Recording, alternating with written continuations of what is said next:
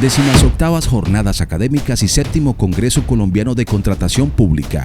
El Estado en tiempos de crisis. Ponencia: el manejo de la crisis en la ejecución de los contratos de APP de infraestructura, por el presidente de la Agencia Nacional de Infraestructura, ANI, Manuel Felipe Gutiérrez. Desde la sede Caribe de la Universidad de los Andes, quiero invitarlos a esta importante discusión que vamos a tener, buscando analizar de qué manera los contratos de APP pueden estar a la altura y pueden enfrentar las consecuencias, no solamente del COVID, sino las consecuencias del paro nacional, siendo muy importante resaltar que estamos en la mitad de la ejecución del programa más importante de infraestructura que se ha hecho en la historia de Colombia y que nos va a permitir dar un salto muy importante, transformacional como país. La problemática. Los contratos de concesión, por definición, son contratos incompletos, son proyectos muy complejos, los contratos de APPs, por el tiempo en el que se desarrollan, por las condiciones en las que se ejecutan, es imposible precaver todos los eventos que se van a presentar durante la ejecución de los contratos. Ahora, nos enfrentamos a dos circunstancias que son absolutamente atípicas y que habría sido una locura pensar que iban a ocurrir. Una, el COVID, y dos, el estallido social que ocurrió hace poco en el país. Justo estos dos problemas llegan en la mitad de la ejecución del programa más importante que se ha hecho en la historia de Colombia. En Colombia estamos ejecutando en este momento solo en vías cerca de 46 billones de pesos en obra. Y si le suma obra más operación de mantenimiento, estamos hablando de cerca de 92 billones de pesos. Hemos logrado atraer capitales muy importantes, hemos logrado atraer inversionistas muy importantes. El modelo concesionado colombiano se está volviendo referente a nivel internacional. En este contexto, tenemos unos retos muy importantes y es cómo evitar que los proyectos de APPs en el país se paralicen en medio de estas circunstancias tan complejas. El sector de infraestructura y en particular las concesiones son, si no el más importante, uno de los más importantes generadores de empleo en este momento en el país. Estamos hablando de 70.000 empleos directos y cerca de 200.000 empleos indirectos. Estos empleos que se están generando están permitiendo que muchas regiones estén protegidas o por lo menos tengan una forma de alivianar las circunstancias del COVID. Y el salto que se está dando es muy importante. Y hay un tema que no es menor, que también vale la pena discutir, y es el impacto que está teniendo todo este levantamiento, estas circunstancias sociales que se han dado en algunas zonas del país con el modelo de peajes, que es la fuente de pago del modelo concesionado. Entonces, estos son temas muy importantes que se van a analizar ya a profundidad en la ponencia. Y son temas que, de no gestionarse de una manera adecuada y eficiente, conllevan a la paralización de las obras, al pago de billones de pesos en indemnizaciones, al despido masivo de personas que en este momento, justo en la mitad de la pandemia, no se pueden dar ese lujo. Y aparte de eso, el país tampoco se puede dar el lujo de repetir la historia que se ha vivido durante muchos siglos. Y es la historia de proyectos inconclusos que no se pueden hacer con sobrecostos y con retrasos. Antecedentes y conceptos. Colombia, desde mediados del siglo XIX, inició el desarrollo de su red férrea. Duró cerca de 100 años para lograr consolidarla a media marcha y, de hecho, nunca quedó concluida como fue planeada inicialmente. En este momento, 100 años después que Pedronel Ospina planeó el desarrollo de la red férrea que nunca se ejecutó, estamos frente a una revolución realmente, y es el desarrollo del programa de cuarta generación, el programa más ambicioso que casualmente recoge básicamente las mismas rutas que han sido definidas por Ospina hace 100 años. El reto que tenemos es evitar que la red carretera sufra la misma suerte de la red férrea y que los proyectos no se demoren 100 años en ejecutarse, sino que los proyectos se puedan ejecutar, que las condiciones adecuadas en el desarrollo de los proyectos permitan que el país pueda avanzar y podamos continuar con esta senda que es muy importante. En ese entendido, frente a la pandemia, frente a los temas sociales que se han vivido, nos estamos enfrentando a una serie de retos, y esos retos pasan por temas sustanciales. Por ejemplo, de qué manera buscar que los contratos no se paralicen por las divergencias que existen. También es muy importante mencionar algo que no es menor, y es cómo hacemos para tener mecanismos expeditos cuando las partes no se pueden poner de acuerdo. Por ejemplo, hacer una profundización en el esquema de la amigable composición. No necesariamente todo ir a tribunales de arbitramiento en caso que las partes no se puedan poner de acuerdo. Pero también, y es muy importante mencionarlo, los entes de control, el rol de los entes de control para poder ayudar a que las partes logren un acuerdo, y que los funcionarios públicos que tienen que tomar las decisiones para que estos proyectos no se paralizan y puedan avanzar, y esta fuente de empleo pueda continuar, y esta fuente de modernización del país pueda continuar, no se vea interrumpida. Análisis y planteamiento. En esta ponencia yo quiero analizar algo que para nosotros es fundamental, y es ver de qué manera se continúa con el importante avance que se tiene previsto en los contratos de 4G para que los colombianos de una vez por todas podamos dar un salto hacia adelante y podamos pensar en ser un país desarrollado. Ese tema no es menor, ese tema es muy importante y es una visión de país. Y también quiero resaltar que lo que estamos viviendo en temas de retrasos de infraestructura, en incapacidad de ejecutar los proyectos debidamente, en la incapacidad de planear debidamente, ya lo habíamos vivido. Y se han vivido varias crisis en el país. Esas crisis paralizaron esos modelos de desarrollo. En este momento estamos en una crisis excepcionalmente coyuntural que pone a prueba el modelo que se está implementando, y también nosotros desde el gobierno consideramos que uno de los retos más grandes es lograr acuerdos rápidos, es lograr soluciones para que los proyectos no se paralicen, para que los proyectos de hecho se puedan ejecutar. En ese sentido, el orden de la ponencia que voy a presentar, primero es unos breves antecedentes, unos antecedentes de lo que se vivió en Colombia en los temas férreos. De hecho, una buena parte se pensó a través del modelo concesionado en su momento.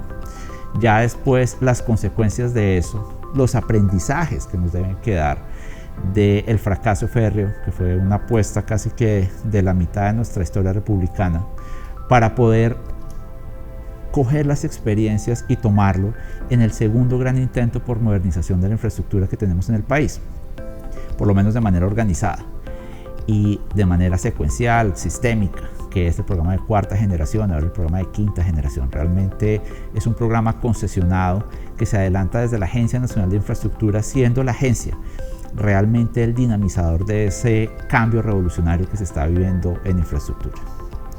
Entonces, lo primero que vale la pena mencionar es que hacia el siglo XIX, justo después de la independencia de Colombia, se buscó apostarle al modo férreo por una razón muy sencilla, y es porque nuestro país es un país muy accidentado por la geografía y muy separado. Entonces tenemos un país con muchas islas que no están debidamente conectadas. La falta de conectividad ha generado unos atrasos enormes y también ha generado la imposibilidad de tener unos sistemas de defensa eficientes para garantizar el monopolio de la fuerza y también para poder permitir el desarrollo de la industria. Es muy cierto hoy, así como lo ha sido durante toda la historia de Colombia, que la falta de tener una infraestructura adecuada ha impedido que podamos modernizarnos. Hoy solamente se exporta, cerca del 60-70% de las inversiones del país son petróleo y carbón. No producimos nada más, no tenemos una industria robusta. Y en muy buena medida es por la falta de infraestructura y las restricciones que existen en el país. Cuando Colombia empieza este proceso de independencia, de inicio de la vida republicana, se decidió apostar al tren como un mecanismo para lograr superar las dificultades geográficas que teníamos. Hacia 1850, finales de la década del 40, se empezó a pensar en el tren para conectar por lo menos el istmo de Panamá. Y en 1855 se logró terminar por primera vez en Colombia un tren que fue ese tren de Panamá. Y después de eso, hacia la década del 60 y ya entrados en los 70, en 1870, en el gobierno de Manuel Murillo Toro, el país decidió hacer una apuesta importante para generar una red férrea que pudiera conectarlo. Ahí empiezan a aparecer personajes muy interesantes como Pedro Justo Berrío, como Francisco José Cisneros, que fueron personajes que empezaron a desarrollar la red férrea de una manera hasta artesanal. Por ejemplo, en el ferrocarril de Antioquia se empezaron a utilizar maderas duras porque traer traviesas de otros materiales mucho más fuertes resultaba muy costoso. Esta apuesta, por supuesto, se vio interrumpida por la falta de estructuración adecuada de los proyectos, por la falta de financiación de los proyectos, por la falta de institucionalidad que estuviera a la altura del reto que se estaba adelantando. Entonces, hacia 1870 inicia el desarrollo del ferrocarril en Antioquia, por ejemplo, para poner un ejemplo muy sencillo, y poder conectar Medellín con el valle del río Magdalena. Ese ferrocarril lo empezó Pedro Justo Berrío y solamente fue concluido cerca de 50 años después con la indemnización del Canal de Panamá. Y durante este entretanto tuvimos muchos contratos en todo el país para tratar de desarrollar la red férrea y no se pudo hacer. Y en muy buena medida en su momento fue interrumpido por una pandemia que se vivía en ese momento en Colombia, que ha sido desafortunadamente transversal a nuestra historia, y la violencia. Hacia 1885 se terminó el contrato que tenía Cisneros para poder avanzar en la red férrea desde Medellín hasta el Valle del Magdalena, y otra que es complementaria era desde Girardot para poder conectar con Bogotá. Y esa fue una historia que fue repetida durante mucho tiempo y muchas veces, desafortunadamente, en esos años. En 1925, con la indemnización del Canal de Panamá, en su momento Pedronel Ospina consiguió los recursos para poder conectar finalmente Medellín con el Valle del río Magdalena. 50 años después se logró terminar un proyecto que se había ejecutado en 5 años. Y aún más allá, los sobrecostos, por supuesto, fueron muy grandes. En 1925, cuando Pedronel Ospina se sienta, recibe los recursos de la indemnización del Canal de Panamá, plantea a través de la Ley 102 en 1922 cómo iba a ser el desarrollo de la red férrea del país.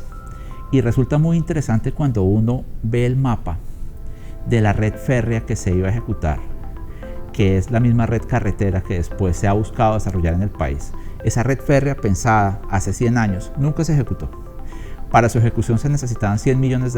El gobierno en su momento solamente tenía los 25 del Canal de Panamá, y de esos $25 millones, cerca del 60%, o sea, unos $15 millones, se iban para el desarrollo de la red férrea. Con esos recursos fue que se logró terminar este corredor que bajaba desde Medellín hasta el Valle del río Magdalena, con un túnel que era el túnel de la Quiebra. Cuando se hace ese plan, en la Ley 102, se pensó en la necesidad de conseguir recursos por cerca de $100 millones. La banca internacional en ese momento no le prestó a Colombia los $100 millones, y lo único que se pudo ejecutar fueron los casi $15 millones que se tuvieron en su momento, y unos recursos que poco a poco fue consiguiendo el país hasta la década del 60. Y resulta muy interesante ver cómo el primer ferrocarril, aparte del ferrocarril de Panamá que se construyó en Colombia, luego el ferrocarril de Panamá, fue el ferrocarril del Atlántico. Ahí empezó la conectividad de Barranquilla. 100 años después, el desarrollo de la red férrea se detiene con también la construcción de parte del ferrocarril del Atlántico. Esa fue la última obra que se hizo. Traigo todo esto a colación por una razón muy sencilla, y es porque ese sueño que se tuvo empezando o a mediados del siglo XIX, que después tuvo un empujón importante en el siglo XX, se quedó en sueños y no pudo permitir que el país se desarrollara y diera el gran paso que se estaba esperando en su momento. Y se tuvo toda suerte de desventuras y toda suerte de sueños frustrados. 100 años después del programa que había pensado Pedronel Ospina, se empieza a desarrollar el programa de 4G. Y llama muchísimo la atención cómo los 3 corredores que había pensado Pedronel Ospina en su momento son exactamente los 3 corredores arteriales sobre los que estaba basado el programa de 4G. Por un lado, tenemos este eje troncal que va desde Pasto, desde la frontera con Ecuador realmente, en Rumichaca, y terminaba saliendo hasta Cartagena, ese mismo corredor está contemplado en la política de cuarta generación. Es el corredor que va desde Rumichaca a Pasto, Pasto-Popayán, que es un proyecto que está previsto en la quinta generación, y continúa desarrollándose a través de los Pacíficos que siempre van bordeando el río Cauca. De hecho, se van por detrás de la ciudad de Medellín y terminan saliendo a Cartagena. El trazado que está previsto es muy parecido al de la cuarta generación, uno. El otro, la vía que en este momento va de Bogotá a Buenaventura, en su momento del ferrocarril, desde Bogotá hasta Buenaventura. Y el tercero, desde Bogotá hasta Santa Marta. Y en cuarta generación también se tiene el mismo corredor, desde Bogotá hasta Santa Marta. Hace 100 años no se pudo ejecutar porque no se tenía la institucionalidad, porque no se tenía la credibilidad al mercado bancario, al mercado financiero internacional. Y tampoco, y esto es bien importante, se tenía la capacidad de ejecutar estos grandes proyectos que necesitaba el país para dar el salto. Con la estructuración de cuarta generación, 100 años después de lo que tenía pensado Pedronel Ospina, nosotros en Colombia empezamos la estructuración del programa de cuarta generación. El programa de cuarta generación tuvo varios pilares. El primero, la expedición de la ley 1508. El segundo, la creación de una institucionalidad que fue la Agencia Nacional de Infraestructura. El tercero, haber aprendido de la experiencia. Y haber aprendido de la experiencia, como lo mencionaba en algún paper Alejandro Gaviria y Mauricio Cárdenas, donde dicen que lo que se tiene que hacer en infraestructura en Colombia es aprender desde la experiencia. Pues 4G fue aprender de la experiencia, de lo que se había hecho mal para poder avanzar en los proyectos. Y se aprendió de la experiencia, y ese aprendizaje está plasmado en contratos que son robustos, contratos que están bien pensados. Y nos demoramos casi 4 años en el proceso de estructuración. Como siempre, las cosas pueden salir mejor, se pudieron haber hecho mejor, pero en su momento, y yo fui testigo de eso, se hicieron de la mejor manera posible, dadas las restricciones que se tenían, como siempre. Y se estructura ese programa, y ocurren situaciones muy complejas, como la de Odebrecht, que desafortunadamente pues sí tuvo un impacto importante, sobre todo en la capacidad de ejecutar los proyectos, en la capacidad de los funcionarios públicos en tomar decisiones. Y ese es un primer tema bien importante, y es el riesgo que tienen los funcionarios públicos al tomar decisiones, porque la responsabilidad fiscal en este país desafortunadamente es ilimitada. Entonces puede ser que un funcionario público termine condenado a pagar una sanción de 1 billón de pesos cuando su patrimonio no llega a los 100 millones de pesos, cosas que no tienen ningún sentido y que no son proporcionales y que generan desincentivos a querer ser funcionario público. El segundo tema, después de lo de Odebrecht, fue como consecuencia de eso se vio una paralización masiva en los proyectos y se empezó a generar más que una apatía, un miedo al sector financiero por la capacidad de poder responder y poder financiar estos proyectos. Cuando nosotros llegamos, nos dedicamos primero a hacer que los proyectos se resolvieran y que empezáramos a ejecutar las obras, por una razón muy sencilla. No nos podíamos quedar en la misma historia, y por eso empecé así esta ponencia, de hace 100 años o hace 150 o hace casi 200 años, donde las cosas se contratan, no se ejecutan o se ejecutan a medias y quedan abandonadas y después hay que concluirlas. Y por ejemplo el caso del ferrocarril que va desde Medellín hasta el Magdalena, que estaba pensado para 5 años y se ejecutó durante 50 años con sobrecostos absurdos, y que realmente se pudo concluir porque apareció la indemnización del Canal de Panamá. Si no, tampoco se podría haber hecho ese túnel, que es el túnel de la Quiebra, justo encima del túnel de la Quiebra que responde a nuestra concesión Vías del NUS. Es que ahí las cosas terminan siendo muy interesantes porque es una misma visión de país que siempre ha estado truncada y que hemos sido incapaces de desarrollar. Después de ir resolviendo los problemas, hacia el 2019 ya logramos que los proyectos empezaran realmente a dinamizarse. Llegamos a tener cerca de 70.000 personas trabajando directamente en las obras, cerca de 200.000 personas indirectamente trabajando en los proyectos, que son los proveedores, que son los subcontratistas y todo lo que se genera alrededor de estos grandes proyectos, que son una de las fuentes más importantes de desarrollo para las regiones. Y ese desarrollo no solamente es en la ejecución del proyecto, sino en el cambio en el PIB potencial que se genera como consecuencia del desarrollo de estos proyectos. Llegamos a el comienzo de 2020, hacia marzo de 2020, con pico de las obras, una cantidad de túneles ejecutándose, proyectos muy grandes, túneles de 4 o 5 kilómetros ejecutándose en plena obra, bitubos, de hecho, excavaciones de cerca de 9 kilómetros, como ocurre, por ejemplo, en La Quiebra, un túnel de 4.5 kilómetros, que es un túnel doble, porque es una doble calzada. Y llega este problema con la pandemia, y lo primero que nosotros tuvimos que hacer, por supuesto, fue suspender todo, salvo lo que fuera absolutamente esencial, por una razón muy sencilla: no sabíamos cómo gestionar eso y teníamos que adoptar protocolos, teníamos que adoptar medidas para poder hacerlo. Logramos que este fuera el primer sector que se reactivara, unos meses, unas semanas después, y empezamos el proceso de adopción de las medidas que generaron unas mermas muy importantes en los rendimientos. Nosotros siempre entendimos que no podíamos trasladar el riesgo asociado a la pandemia a los concesionarios. Nosotros no podíamos alegar que era responsabilidad de los concesionarios asumir las consecuencias de una pandemia. Por supuesto, no tiene ningún sentido.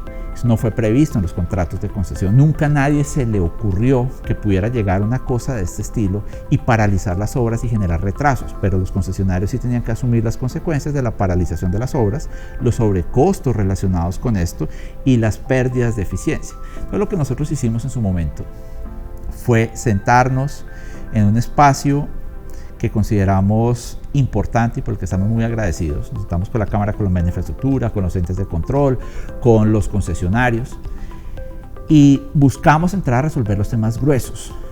Por un lado, para evitar la litigiosidad, pero más allá de evitar la litigiosidad, porque muchas veces los litigios son necesarios cuando el acuerdo es imposible, y de hecho algunas veces las diferencias son imposibles de superar.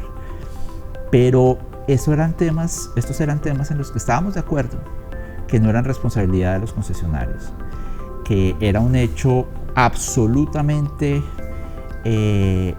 imprevisible, aunque podía ser resistido, pero podía ser resistido con unas inversiones muy grandes que generaban unas pérdidas muy importantes en cabeza de los concesionarios, que podían generar la paralización de las obras, podían frenar los desembolsos de los bancos y podían generar unos despidos masivos de personal. Es que la posibilidad de tener 70.000 personas trabajando directamente, cerca de 200.000 personas indirectamente, en la mitad de la ejecución de estos proyectos, cuando la economía estaba cayendo a 2 dígitos, cuando el desempleo llegó al 20%, cuando tenemos unas circunstancias sociales muy complejas, era realmente un bálsamo, era una herramienta muy importante. Después de esto, nos sentábamos, logramos unos acuerdos, ahí salen varias preguntas que se generan, pero ocurre otro evento que también fue muy fuerte para el modelo concesionado, y es que en medio de este estallido social tan complejo que se vivió con las protestas, los peajes fueron atacados de manera masiva. Nosotros tuvimos ataques a más de 20 peajes. El universo de peajes que tiene la Agencia Nacional de Infraestructura son cerca de 100. De esos 100 peajes, cerca del 20% fue atacado y el 10% fue quemado, incinerado. Y tuvimos circunstancias muy dolorosas, desafortunadamente, como la quema de una estación de peaje donde había un trabajador que no pudo salir y recibió quemaduras grado 3 y después murió. Y esto, por supuesto, generó una incertidumbre muy grande en el mercado financiero, porque la capacidad de pago, la fuente de pago del proyecto, si es iniciativas privadas especialmente, son los peajes. Y si los peajes se incineran, se quedan sin fuente de pago. Entonces entra la otra pregunta: el Estado, si los peajes empiezan a caer, los proyectos fracasan, y si los proyectos fracasan ya con las inversiones hechas o muy cerca de estar en la cascada de riesgos que tienen estos contratos, conlleva la terminación anticipada del contrato de concesión y la aplicación de la liquidación, de la fórmula de liquidación. Y para ponerlo en orden de magnitud, estamos hablando de liquidaciones cercanas a los 2.5 billones de pesos en promedio, y si hablamos de solamente la caída de las iniciativas privadas, estamos hablando de un pago cercano a los 20 billones de pesos. Y el pago de esos 20 billones de pesos es el equivalente a 2 reformas tributarias. Entonces es un tema muy complejo y recursos, por supuesto, no tenemos apropiados para hacer estas liquidaciones. Entonces teníamos que buscar proteger los peajes, buscar proteger la fuente de ingreso, y nos tocó sentarnos con la comunidad y con los concesionarios a ver de qué manera lográbamos de alguna manera sopesar y resolver el problema que se tiene con los incrementos de los peajes. Y pongo ejemplos. En los contratos de concesión suscritos, los de 4G, creo que ese es uno de los problemas que se tuvo, pero es que eso también demuestra, no es que los proyectos estén mal estructurados, es que es imposible prever todo lo que va a ocurrir. Tenemos peajes que costaban 10.000 pesos y pasaron a costar 25.000 pesos para categoría 1. Y justo nos tocaba hacer los incrementos de los peajes en la mitad de la pandemia. Entonces, pues, ¿esto qué implicaba? Pues, por supuesto, descontento social, y sumado a un tema político, pues generó la quema de los peajes, de algunos peajes, situación que por supuesto no es aceptable, que nosotros rechazamos y hemos denunciado penalmente. Pero más allá de eso, tenemos que ser conscientes de las circunstancias que estamos viviendo, porque si no somos conscientes de las circunstancias que estamos viviendo, simplemente podemos llevar el modelo al fracaso y podemos volver a revivir una historia que parecía que el país estaba condenado a estar viviendo cada rato, y es que los proyectos no se ejecutaban, que las obras se paralizaban y que se desarrollaban durante 50, 60, 70 años, y ya cuando terminaban, que fue lo que ocurrió por ejemplo en el caso del tren hacia 1960, ya cuando terminan las inversiones férreas que se debieron haber ejecutado en un periodo de 5 o 10 años y se toman cerca de 150 años, ya no tienen realmente un valor agregado para la competitividad del país. Ya la tecnología que había sido adoptada después de más de 100 años ya había quedado rezagada. Ya, por ejemplo, en ese caso había aparecido el camión y el camión era más eficiente. Entonces, un esfuerzo de la mitad de nuestra historia republicana quedó simplemente truncado porque ya no era eficiente. Y ya no era eficiente porque no se logró ejecutar en el plazo que estaba previsto. Todo esto lo contamos o lo cuento porque yo sí creo que es muy importante poner de presente varias cosas. Primero, yo sí creo que debe ser una premisa que los contratos en Colombia, sobre todo los contratos de infraestructura, deben buscar ejecutarse, y deben buscar ejecutarse lo más pronto posible, que se puedan presentar circunstancias alrededor. Para eso, y esa es una de las preguntas que yo creo que se deben tratar, existen mecanismos como el amigable componedor, y de hecho creo que una alternativa debe ser profundizar el mecanismo de los amigables componedores que tienen previstos los contratos de concesión, para que las disputas, los problemas se puedan resolver rápidamente y las obras se ejecuten. Es que lo que necesitamos es garantizar la prestación del servicio público, y ese es realmente el espíritu que tiene la Ley 80. Y lo que nosotros debemos hacer es que las cosas se ejecuten, que los proyectos se hagan. Eso es lo que necesita la comunidad. El segundo problema: si estamos frente a circunstancias que alteran de una manera grave el modelo financiero del contrato de concesión, como ocurre con los peajes, yo sí creo que es importante buscar mecanismos a través, puede ser del restablecimiento del equilibrio económico del contrato, que generen la posibilidad de alivianar las presiones sociales, porque es que este tema no es menor. Si nosotros simplemente estamos buscando hacer cambios sustanciales en la modelación financiera del proyecto, debemos estar en capacidad de reconocer las circunstancias que existen sin que afecten los proyectos. Y acá viene un tercer ingrediente que sobre todo para estos proyectos es muy importante. Tal como está concebido las APPs, como lo entiende la Ley 1508 y como realmente lo entiende el mundo, las APPs son mecanismos de vinculación de capital financiero.